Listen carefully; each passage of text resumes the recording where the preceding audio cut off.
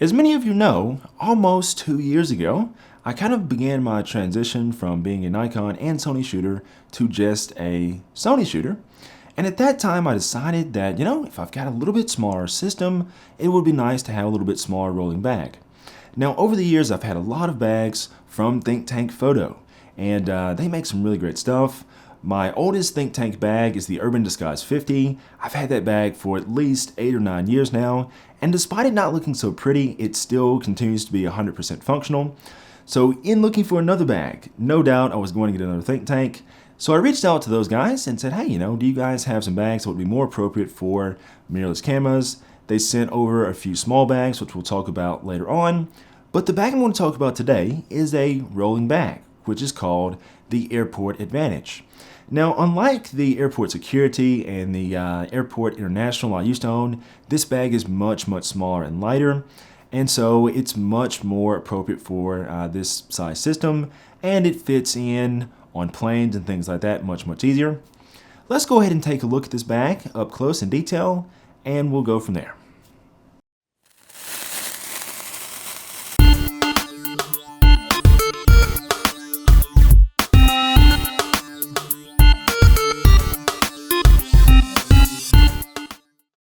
One thing that I didn't mention earlier is that this is effectively a sponsored video since Think Tank did send this bag for free.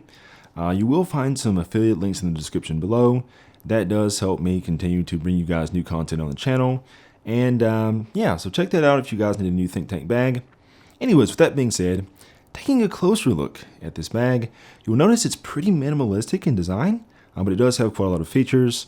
It's a lot thinner than all the other bags in this range, which makes it nice for those very tiny overhead compartments on planes and so forth. On the front here, we do have a nice flap here. The bag does get a bit thicker if you have anything in here, which, let's see here.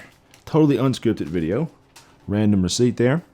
And you guys will see this is where I have my gray card as well. If there's nothing in here though, you can see that it's fairly thin. There is enough space for a computer here. So oftentimes I do take my computer and put it here, although it's usually in a sleeve. That works pretty nicely. This bag does come with some different straps to sort of attach things to the side of it. Right here on this side, I currently have a camera strap in here, which I almost never use, but it's there in case I ever decide to. If we use something like a tripod, or in my case, oftentimes I'll use something like a small light stand. This is a Manfrotto 5001B. Oftentimes I will take it and sort of put it on here on the side. You can use those straps the bag comes with to kind of cinch it tight here. Although I'm a big fan of using these sort of like little elastic rubberized bands called bungo ties. So they're basically just rubber and wood. There's a joke hiding there somewhere, but anyways. But yeah, those basically just sort of go like this. I can use that to quickly attach things to the side of the bag. Works out pretty nice.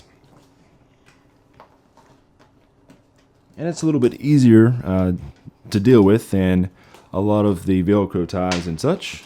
So that works out that way.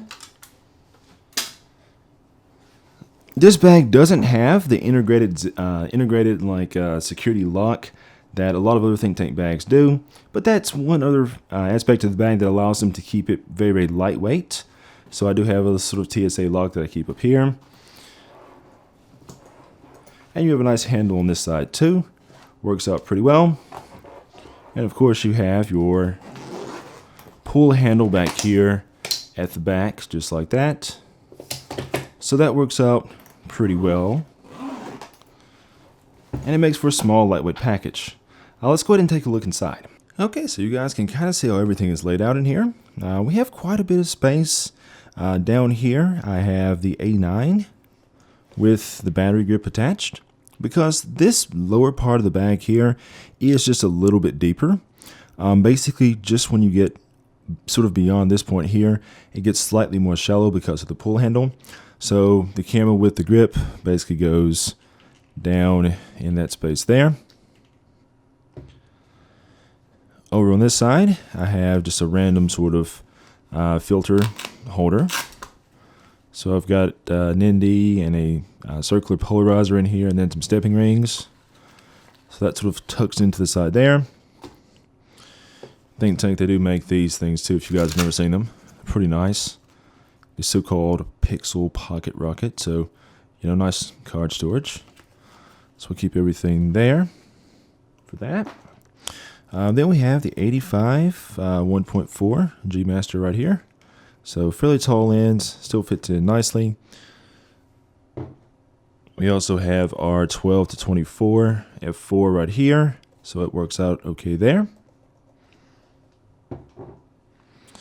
And then I have a few other miscellaneous items. Sometimes I store one of my cameras with the lens on it, and if that's the case, it's usually the 55-1.8, and then I just kind of put the caps in there. So we have those caps. We have a blower right here too, which is really nice. Sort of a little small one, which just fell on the floor, but that's okay.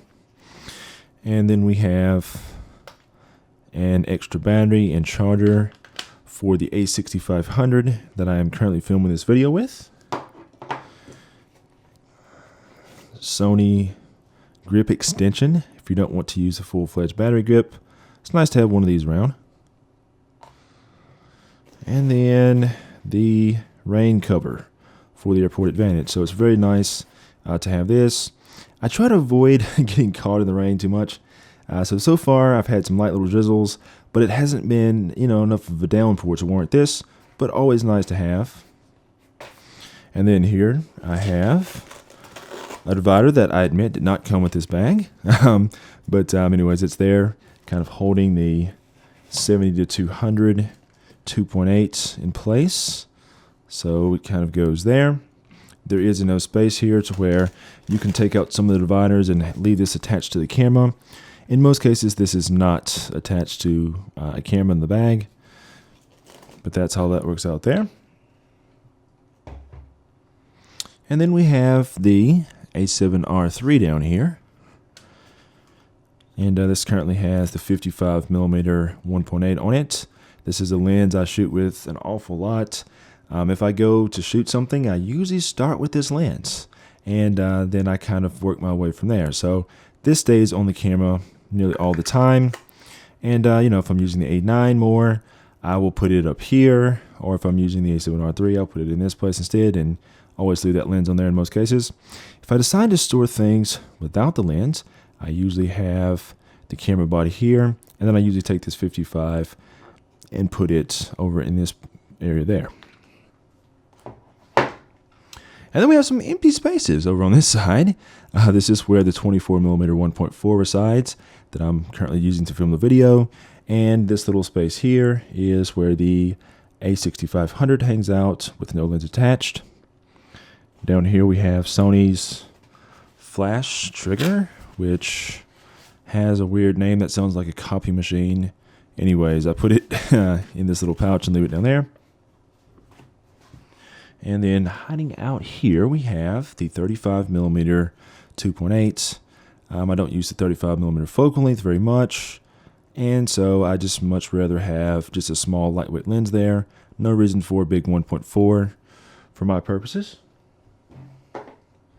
And then the Sony HVL F45 RM flash, which I kind of keep in the bag.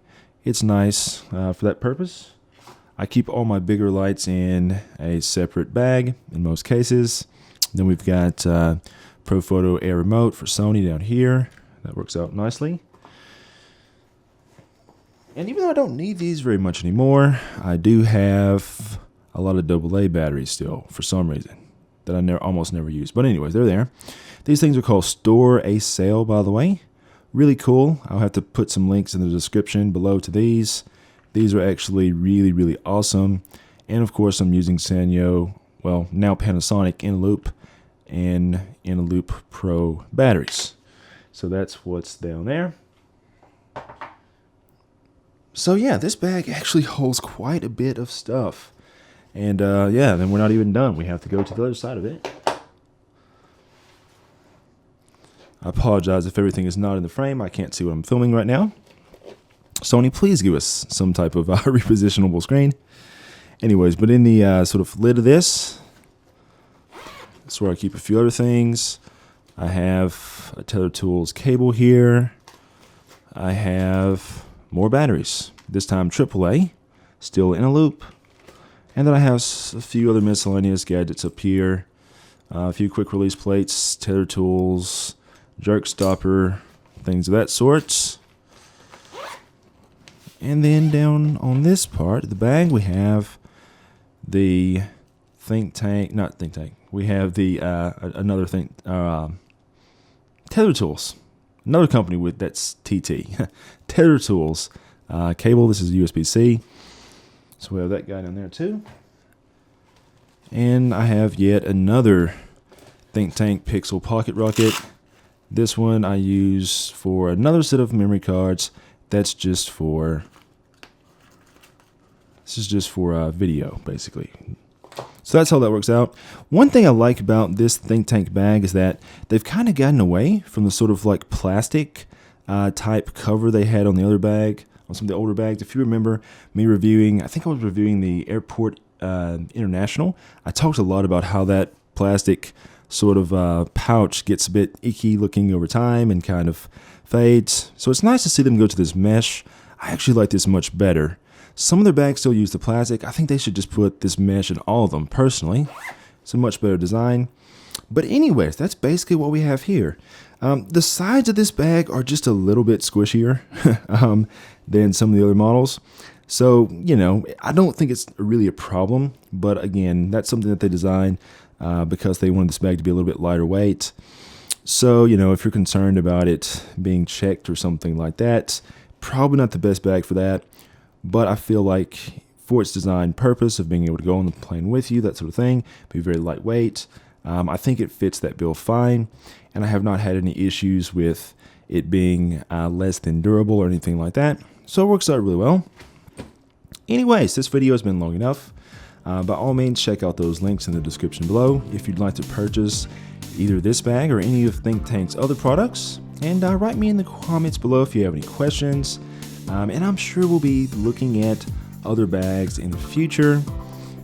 Until next time, guys, this is Jeremy Smith, signing off.